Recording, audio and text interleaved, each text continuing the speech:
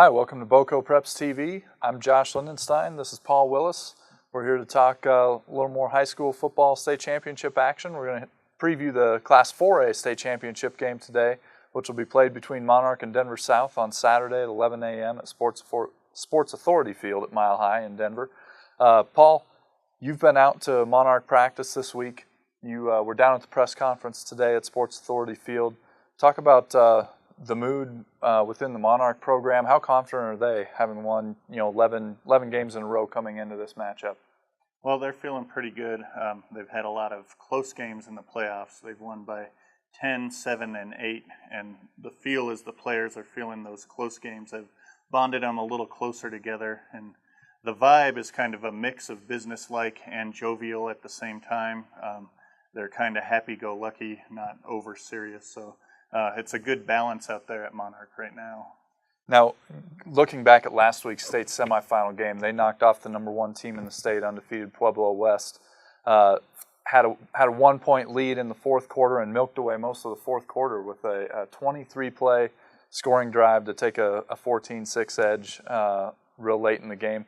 Talk about that drive a little bit and what it meant to the team and their season. Well, a vintage Monarch there. They like to control the ball. Any gain is a good gain, and if you have it 23 plays, you're not busting any 20 or 25-yard runs.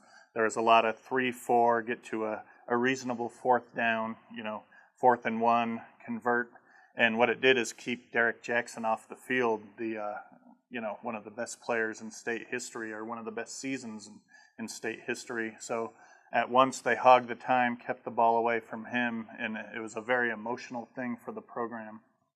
We know about Monarch and their double wing offense and the fact that it's run right, run left, run up the middle, just about every single play. But preview this state championship game a little bit and what both teams do bring to the table as far as strengths. Well, we know what Monarch will do offensively, as you just mentioned, pound the ball with Ethan Marks, maybe a few plays here or there, play action with Cole Watson, the QB, Logan Sewell as a change-up back. Denver South, a more traditional offense, balanced. They have Pete Williams, who has been admirable as a sub for the CU-bound Philip Lindsay, who was hurt in Game 3, knee injury, out for the year. Williams got hurt in the semifinal, but he's good to go, so he'll be there. And then they have Malik Tollerson, the dual-threat QB, very good core of wide receivers there, and they're going to be very balanced. And defensively, they have a guy, Cameron French, who has 13 interceptions this year. A lot of games with multiple picks. So if Monarch tries to throw, it'd be wise to stay away from number 2 on their side of the ball. Talk about the keys for Monarch if they are to win this game. Going for their first state title in 10 years. 2002 was their last one.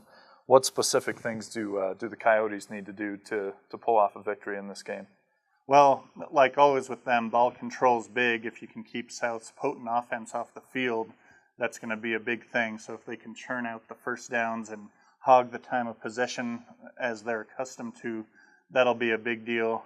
And get South into some 3rd and longs. I mean, South likes to get to 2nd and 2 where they can take a chance with a big pass. So if Monarch can be effective defensively on 1st and 2nd down, that'll go a long way towards not letting South get to what they like to do.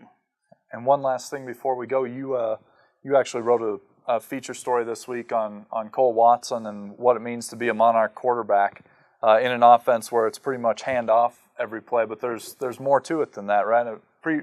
Give us a little tease of what your story's about with Cole. Well, as Coach Phil Bravo said, to a novice it might look like an easy job, hut and hand the ball off, but there's a lot of intricate angles and, idiosyncrasies to this offense that Watson has to go about. In addition, big kid, 6'2", 200, he often blocks after he hands off.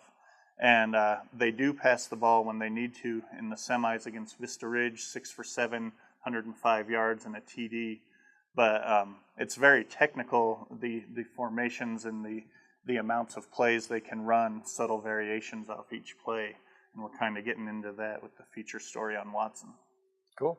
Well, thanks, Paul. Appreciate it. And thank you guys for tuning in. We'll be back maybe next week talking about a Monarch State title.